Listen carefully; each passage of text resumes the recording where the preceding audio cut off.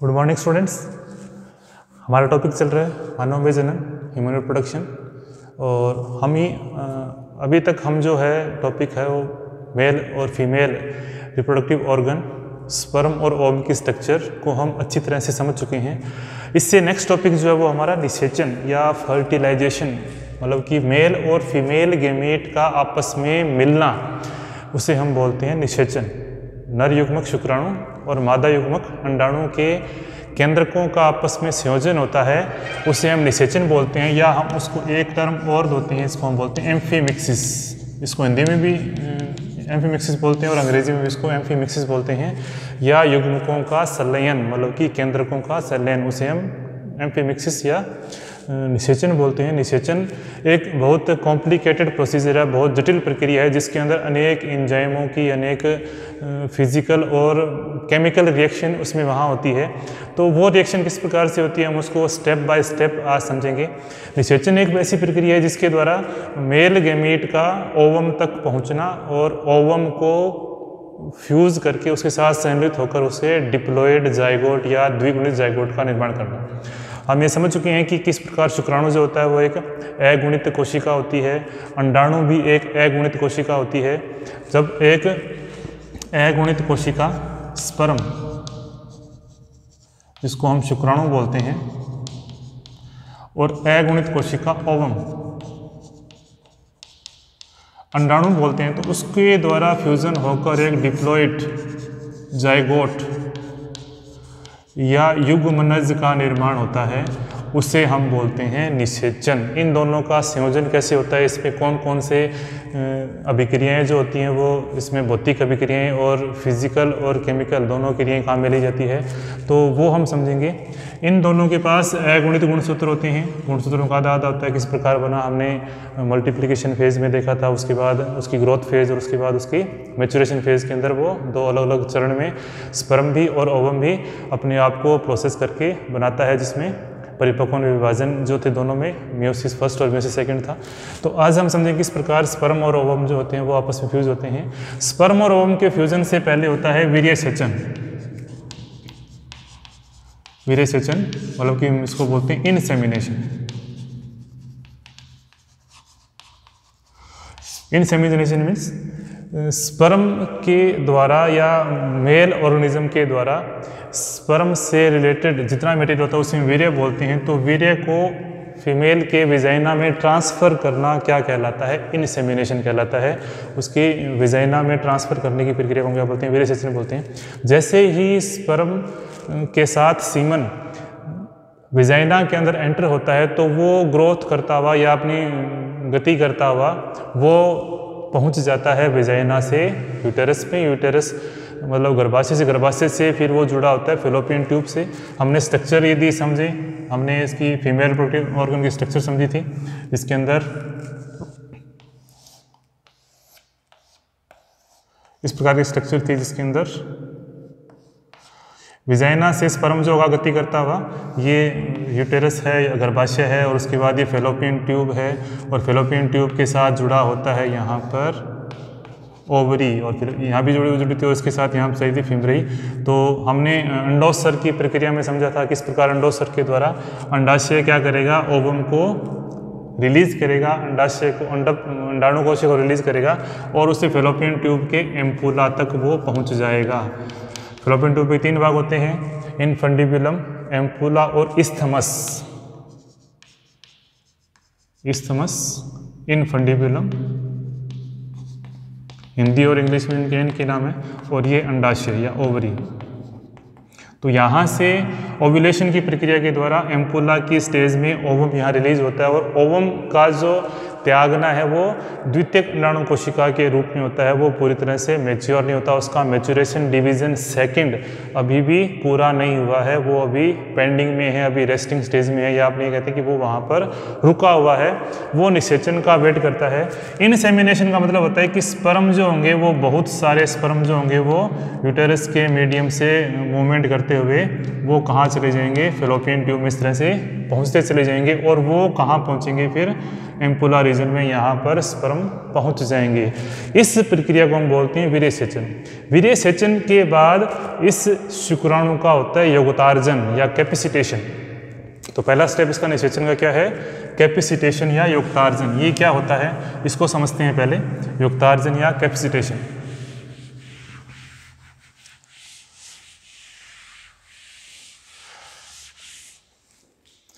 हमने स्ट्रक्चर पढ़ी थी स्पर्म की। प्रत्येक शुक्राणु के अंदर अंडाणु को फर्टिलाइज करने की या उसे निषेचित करने की क्षमता होती है। तो शुक्राणु का अंडाणु तक पहुंचना और पहुंचकर उस अंडाणु को निषेचित करना ही क्या कहलाता है, योगतार्जन कहलाता है। स्पर्म बहुत से क्या करेंगे, मूवमेंट करेंगे, बहुत सारे स्पर्म जो होंगे ओवम की तरफ गति करेंगे। उस ओवम में से, उस स्पर्म में से केवल एक ही स्पर्म जो होगा वो अंडाणु को निषेचित करेगा। तो अपनी ही जाति के अंडाणु को शुक्राणुओं के द्वारा निषेचित करना ही उसका कैपेसिटेशन या योगतार्जन कहलाता है। अपनी ही जाति का मतलब क्या हुआ, अपनी ही जाति का मतलब ये होता है कि शुक्राणु जो रखता है, जो स्पर्म रखता है, उसके शीर्ष भाग पर पाया जाता है एक्रोसोम। क्या पाया जाता है, एक्रोसोम। हमने पढ़ा भी था, एक्रोसोम के अंदर कुछ जल अपघटनी या पाचक एंजाइम पाए जाते हैं। उन एंजाइम को हम बोलते हैं sperm lysine, sperm lysine enzyme बोलते हैं। स्पर्म लाइसिन एंजाइम, इसमें अनेक एंजाइम होते हैं। हाई एल्यूरोनिडेज एंजाइम पाया जाता है।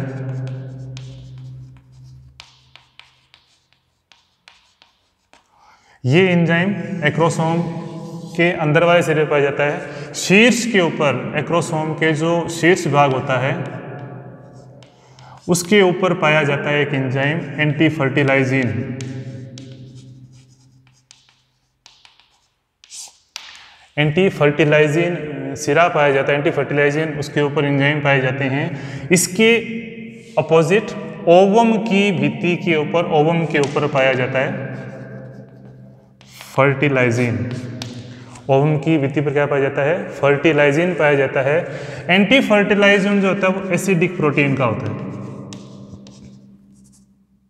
एसिडिक अम्लीय नेचर का होता है ये।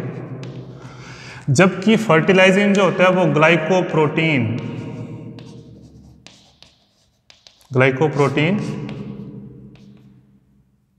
ग्लाइकोप्रोटीन नेचर का होता है, ग्लाइकोप्रोटीन की नेचर का होता है, जबकि ये एसिडिक प्रोटीन नेचर का होता है। दोनों में काफ़ी डिफरेंस होता है।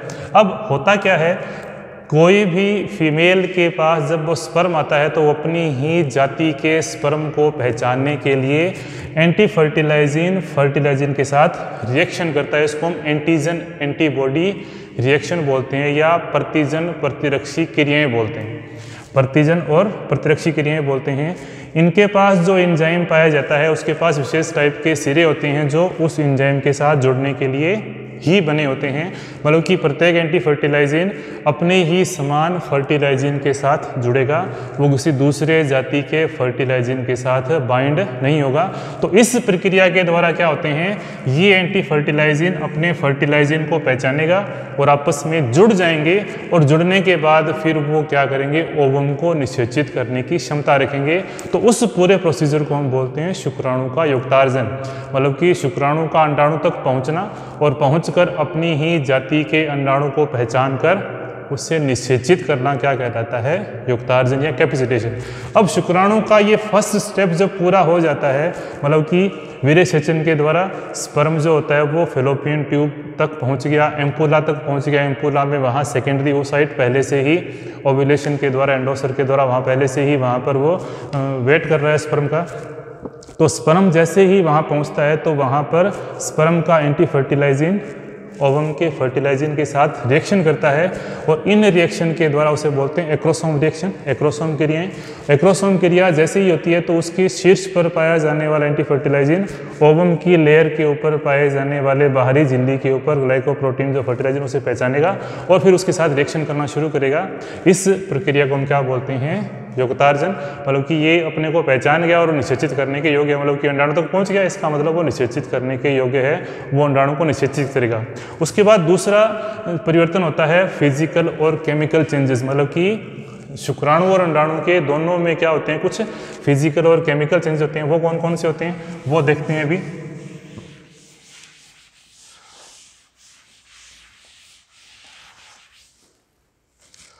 तो यहां क्या हुआ, एंटी फर्टिलाइजिंग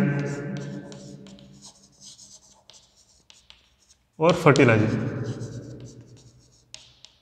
फर्टिलाइजिंग रिएक्शन है किसकी, स्पर्म और ओवम की, शुक्राणु और अंडाणु।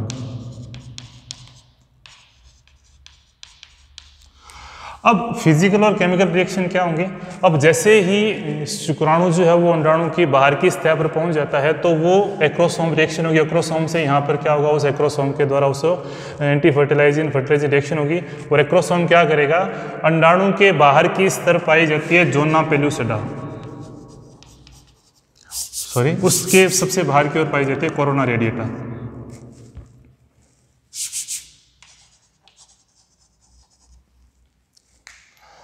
Corona radiata.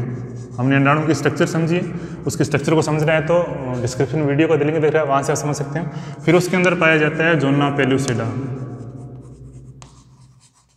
फिर पाई जाती है विटेलाइन मेम्ब्रेन, और फिर पाई जाती है plasma membrane. Vitelline membrane plus plasma membrane, दोनों अंडाणु के अंदर की ओर झिल्ली होती है, उसके बाहर जोना पेलुसिडा पाया जाता है और उसके ऊपर कोरोना रेडिएटा पाया जाता है। तो कोरोना रेडिएटा के ऊपर जो एंजाइम होता है हाई एल्यूरिनेज,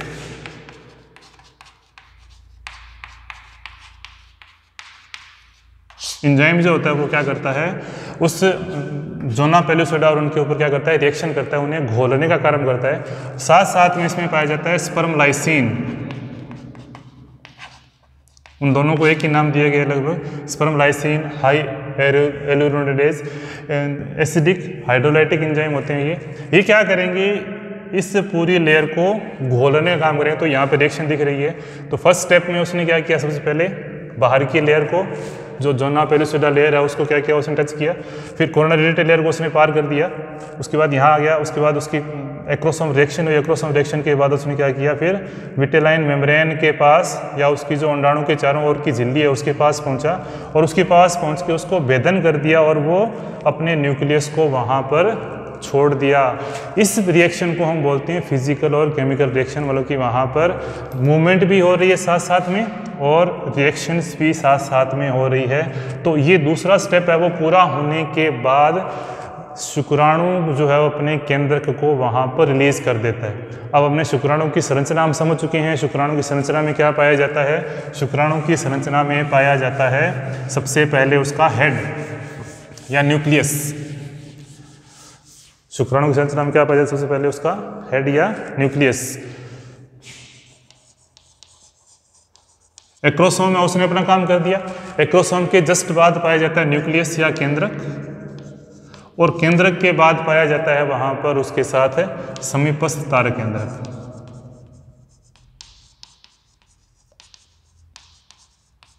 समीपस्थ तारक केंद्रक। तो जो अंडाणु कोशिका के अंदर जो केंद्रक पहुंचता है वो इस स्थिति में वहां पर समीपस्थ तारक केंद्रक के साथ वहां पर पहुंचता है। तो यहाँ पर केंद्रक प्लस समीपस्थ तारक केंद्रक जो अंडाणु कोशिका के शुक्राणु कोशिका के केंद्रक के साथ जुड़ा रहता है। दूरस्थ तारक केंद्रक होता है माइटोकॉन्ड्रिया के साथ जुड़कर वो अक्षय तंतु बनाता है, तो वो अंडाणु के बाहर ही रह जाता है। अब ये इसके अंदर प्रवेश करता है। जैसे ही ये अंडाणु का केंद्रक इसके अंदर प्रवेश करता है, ये पाई जाती है कॉर्टिकल अभिक्रियाएं, कॉर्टिकल सेल्स। ये कॉर्टिकल सेल्स होती हैं जो उसके बाहरी रीजन में पाई जाती है, जो अंडाणु की झिल्ली के बाहरी क्षेत्र में पाई जाती है। वो क्या करती हैं, वो हाथों हाथ क्या करती हैं, इस पित्तक झिल्ली या विटेलाइन मेम्ब्रेन के साथ जुड़कर एक कंबाइंड रूप से एक झिल्ली का निर्माण करती है। इस झिल्ली को हम बोलते हैं निषेचन झिल्ली। इस झिल्ली को हम बोलते हैं निषेचन झिल्ली या फर्टिलाइजेशन मेम्ब्रेन। ये फर्टिलाइजेशन मेम्ब्रेन जो होती है वो एक से अधिक शुक्राणुओं को अंडाणु कोशिका में प्रवेश करने से रोकती है। तो ये होती है कॉर्टिकल रिएक्शन। इसके द्वारा क्या बनता है, निषेचन झिल्ली बनती है। निषेचन झिल्ली या फर्टिलाइजेशन मेम्ब्रेन। मतलब कि जो पित्तक झिल्ली और प्लाज्मा झिल्ली है वो बाद में स्पर्म जैसे ही अंडाणु कोशिका में एंटर करता है और अपने न्यूक्लियस को जैसे ही वहाँ रिलीज करता है तो हाथों हाथ बहुत फास्ट तरीके से क्या होती है, बहुत तेज़ी से जो कॉर्टिकल सेल्स होती हैं, जो कॉर्टिकल सेल्स अंडाणु कोशिका में पाई जाती हैं, वो हाथों हाथ क्या करती हैं, पित्तक झिल्ली और अंडाणु झिल्ली के साथ मिलकर क्या बनाती हैं, निषेचन झिल्ली या फर्टिलाइजेशन मेम्ब्रेन बना देती है। इसका काम क्या होता है, इसका काम होता है पूरे अंडाणु को कोशिका को कवर करना और कवर करने के बाद में किसी दूसरे शुक्राणु को वहाँ पर आने से रोक देना। जो निषेचन झिल्ली होती है उसके ऊपर एक्रोसोम में पाए जाने वाले एंजाइम जो होते हैं वो रिएक्ट नहीं कर पाते, इसलिए उस कंडीशन में अंडाणु कोशिका के अंदर कोई दूसरा शुक्राणु जो होता है वो एंटर नहीं करता। बहुत ही रेयरली मतलब कि रेयरेस्ट मतलब कि बहुत ही कम केसेस में ऐसा होता है कि दो शुक्राणु जो केंद्रक होते हैं वो एक अंडाणु में एंटर करते हैं, ऐसा कभी नहीं होता, क्योंकि ये रिएक्शन इतनी तेज़ गति से होती है कि हाथों हाथ जैसे ही फर्स्ट अंडाणु का शुक्राणु केंद्रक जो होता है वो अंडाणु में प्रवेश करता है, हाथों हाथ इतनी फास्ट होती है कि वो पूरे के पूरे प्लाज्मा मेम्ब्रेन को जो अंडाणु कोशिका होती है उसको पूरा ब्लॉक कर देती है और शुक्राणु उसमें फंस कर रह जाते हैं, वो फिर आगे गति नहीं कर पाते। और इस रिएक्शन को हम बोलते हैं कॉर्टिकल रिएक्शन और इसके द्वारा बनने वाली झिल्ली को हम बोलते हैं निषेचन झिल्ली। अब निषेचन झिल्ली भी बन गई, केंद्रक भी अंदर पहुंच गया। अब यहाँ पर अंडाणु के अंदर जो होता है वो केंद्रक होता है वो सेकेंडरी oocyte कंडीशन में होता है, द्वितीयक अंड कोशिका में रहता है। जो मेटाफेज स्टेज जो होती है वो मैच्योरेशन की वहाँ पर यहाँ पर अटकी हुई है, ये निषेचन का वेट करता है। जैसे ही निषेचन शुरू हो जाता है, निषेचन जैसे ही एंटर करता है तो यहाँ पर एक अंडाणु कोशिका जो होती है उसके अंदर कुछ और रीजन बनने शुरू हो जाते हैं। अंडाणु कोशिका में कुछ और रीजन बनते हैं। शुक्राणु के जो केंद्रक होते हैं, शुक्राणु के जो केंद्रक है, शुक्राणु का जो केंद्रक और जो अंडाणु कोशिका गति करता है, उस गति करने वाले स्थान को हम बोलते हैं पेनिट्रेशन पाथ।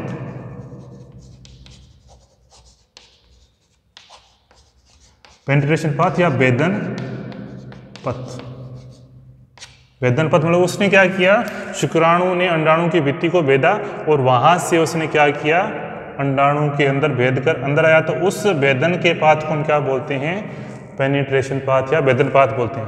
वेदन पाथ के अंदर क्या होता है, ये अंडाणु का केंद्रक है और ये इसका तारकाय है। ये क्या करता है, अपने कंडीशन को बदल देता है और कंडीशन ये केंद्रक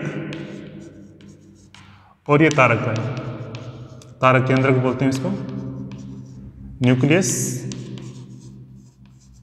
और सेंट्रियोल। ये जैसे ही यहाँ भेदन करता है तो इनकी कंडीशन ये होती है, लेकिन ये क्या करता है, अपने आप को 180 डिग्री के स्तर पर घुमा देता है। घुमाने से क्या होगा, घुमाने से कंडीशन हो जाएगी ये, इसमें केंद्रक जो होगा वो पीछे की तरफ हो जाएगा और तारकाय जो होगा वो आगे की तरफ हो जाएगा। और ये क्या करेगा, पेनिट्रेशन पाथ पर गति करेगा। पेनिट्रेशन मतलब भेदन पाथ, मतलब कि जहाँ से उसने अंडाणु कोशिका को भेदा है, पार किया, वहाँ से फिर वो गति करना शुरू करेगा। और गति किसके में, केंद्रक पीछे की ओर रहेगा और सेंट्रियोल आगे की तरफ होगा। जैसे ही ये गति करेगा उसके बाद ये अंडाणु कोशिका की ओर गति करना शुरू कर देगा, अंडाणु कोशिका गति करना शुरू कर देगा। उस पथ को हम बोलते हैं कोपुलेशन पाथ। कोपुलेशन पाथ या संयुग्मन पथ, इसे क्या बोलते हैं हम, संयुग्मन पथ। मतलब कि जहां पर अंडाणु और शुक्राणु आपस में संयुग्मित होंगे, जुड़ेंगे। इसी दौरान क्या होता है, ये जो सेंट्रियोल है, ये सेंट्रियोल क्या करता है, ये सेंट्रियोल जो होगा वो अंडाणु कोशिका के केंद्रक की तरफ बढ़ेगा।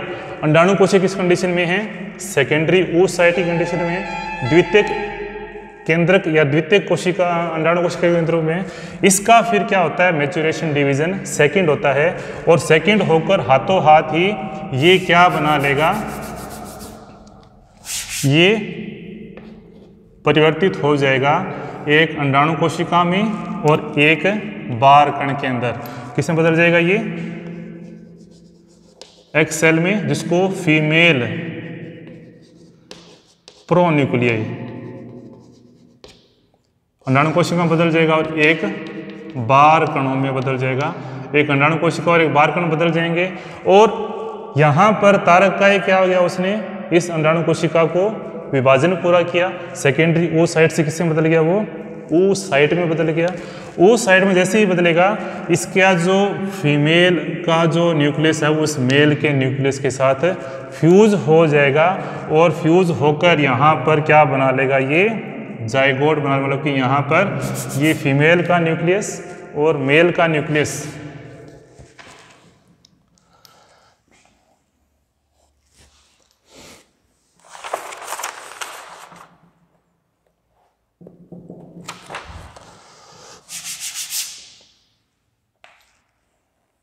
ये फीमेल का न्यूक्लियस है और उसके बाद ये मेल का न्यूक्लियस जो होंगे वो आपस में फ्यूज हो जाएंगे और फ्यूज होकर क्या बना लेंगे, जाइगोट बना लेंगे या युग्मनज बना लेंगे।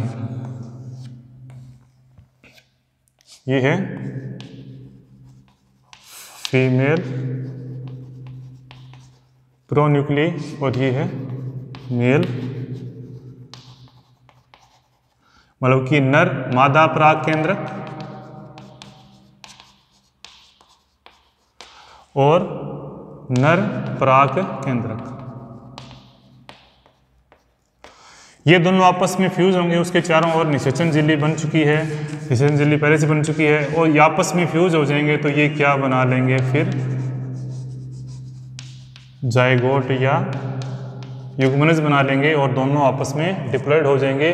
तो सेकेंडरी ओ साइट में परिवर्तन के लिए जो सेकेंडरी ओ साइट में चेंजेस हुआ वो किसने किया, नर जो केंद्रक था उसके साथ पाए जाने वाले सेंट्रियोल का, जो उसके साथ है जुड़ा रहता है और जुड़कर वो फीमेल के सेकेंडरी ओ साइट के मैच्योरेशन में हेल्प करता है। जो मेटाफेज स्टेज जहाँ पर अटकी हुई थी मेटाफेज सेकेंड, वहाँ से फिर अपने विभाजन को पूरा करता है और सेकेंडरी ओ साइट पूरा करता है। तो इसलिए निषेचन होने तक वो उस केंद्रक का इंतजार करता है, क्योंकि केंद्रक क्या लेकर आता है, नर केंद्रक अपने साथ एक तार केंद्रक लेकर आता है जो उसके द्वितीयक मैच्योरेशन डिवीजन को क्या करता है, पूरा करता है। और ये जो सेकेंडरी ओ साइट है वो फिर एक मैच्योर एक सेल के अंदर या फीमेल पराग केंद्रक या मादा पराग केंद्रक में बदल जाती है। बदलने के प्रोसीजर के द्वारा वो परिपक्व विभाजन सेकंड पूरा करता है और सेकंड पूरा करके वो फिर वो दोनों जाइगोट, दोनों जो युग्मक हैं वो क्या करते हैं, अपने साथ जुड़ जाते हैं और जुड़कर डिप्लॉयड जाइगोट बनाते हैं। तो ये सारे चेंजेस जो होते हैं वो एक निषेचन के प्रक्रिया के दौरान होते हैं। तो ये था निषेचन। इसके बाद जाइगोट जो होता है वो एम्पुला में रहता है। एम्पुला से फिर उसकी धीरे धीरे गति स्टार्ट होती है, उसके अंदर विभाजन शुरू होते हैं। जाइगोट के अंदर सभी विभाजन समसूत्री होते हैं और जाइगोट जो होता है धीरे धीरे गति करके वो गर्भाशय या यूटेरस के अंदर एंटर करता है और यूटेरस में आकर वो अपने आप को रोपण करता है। इसको हम इम्प्लांटेशन बोलते हैं। तो इस पूरे प्रोसीजर को हम नेक्स्ट वीडियो में समझेंगे। जाइगोट या युग्मनज किस प्रकार से गति करता है और गति करके वो किस प्रकार यूटेरस तक पहुँचता है और उसमें क्या क्या चेंजेस होते हैं, मोस्ट इंपॉर्टेंट है। वो भी टॉपिक हमने नेक्स्ट वीडियो में डिस्कस करेंगे, क्या होता है, किस प्रकार से होता है। आज का टॉपिक है जो हमारा निषेचन का था, किस प्रकार निषेचन हुआ, उसमें क्या क्या परिवर्तन हुए, कौन कौन से एंजाइम पाए जाते हैं और वो एंजाइमों का क्या रोल है, वो हमने समझा। तो आज के लिए इतना ही। इंपॉर्टेंट ये था कि कॉपुलेशन पाथ और पेनिट्रेशन पाथ किस प्रकार से होता है, तो वो हमने समझा। यहाँ पर एक चीज़ और रहेगी, यहाँ पर निषेचन शंकु का निर्माण होता है, फर्टिलाइजेशन कोण।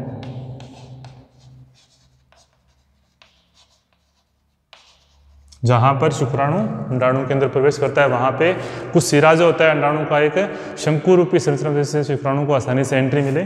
इस भाग पे क्या बनता है, निषेचन शंकु बनता है, जिसको हम फर्टिलाइजेशन कोण निषेचन शंकु बोलते हैं। तो ये था हमारा निषेचन। यदि वीडियो आपको पसंद आई है तो प्लीज़ इसको लाइक और सब्सक्राइब करें। धन्यवाद।